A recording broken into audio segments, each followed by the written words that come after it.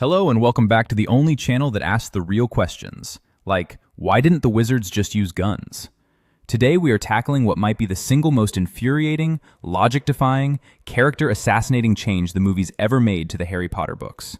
It is a moment so profoundly dumb, it makes you wonder if the screenwriters accidentally skipped the last chapter of the final book. Of course, I am talking about the moment Harry snaps the Elder Wand in half and chucks it off a bridge. Now, on the surface, you might think this is a powerful cinematic moment. Harry, having defeated the ultimate evil, renounces the ultimate power. He breaks the cycle of violence and ambition that the wand represents. It looks cool, it feels final, and it gives the audience a clear, visual end to the wand's bloody history. The problem is, this single act completely misunderstands the entire point of Harry's character, the lore of the wands, and sets up a future filled with completely avoidable problems. Let's first remember what actually happened in the Deathly Hallows book. After defeating Voldemort, Harry uses the Elder Wand for one final, crucial act of magic.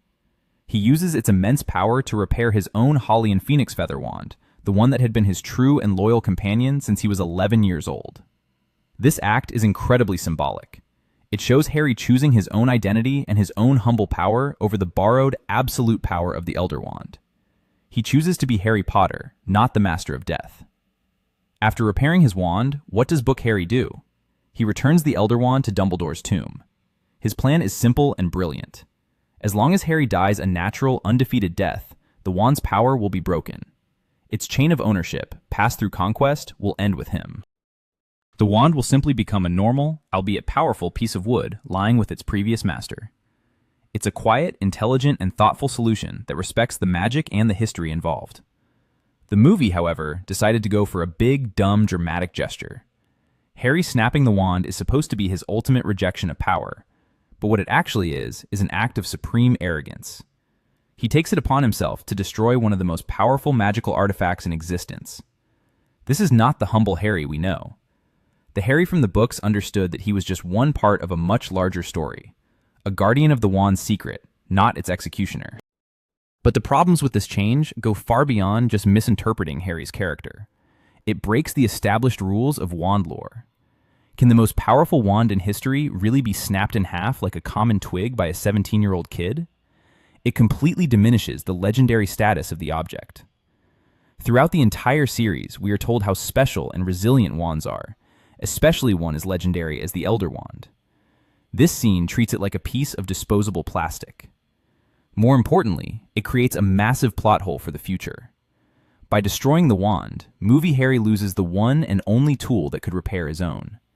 This means the movie version of Harry Potter is left with a broken wand. Does he get a new one? Will it ever be as attuned to him as his original? The movie just ignores this, leaving a gaping hole in its own logic. He is left disarmed, in a sense, because of a moment of cinematic flair. Think about the implications. The Elder Wand was not inherently evil, it was a tool, and its allegiance shifted based on power. In the hands of a benevolent wizard like Dumbledore, it was used for good. In Harry's possession, it could have been a powerful force for protection, kept safe and its secret guarded. By destroying it, Harry doesn't end its story, he just creates two halves of a legendary wand, two new artifacts that someone could potentially seek out and try to repair. The movie's decision stems from a fundamental misunderstanding of power. The book's ending argues that true strength lies in the wisdom to not use ultimate power, to let it fade away naturally. The movie's ending argues that the only way to deal with great power is to violently destroy it. It's a much less nuanced and far more brutish message. It replaces Harry's quiet wisdom with a thoughtless act of destruction.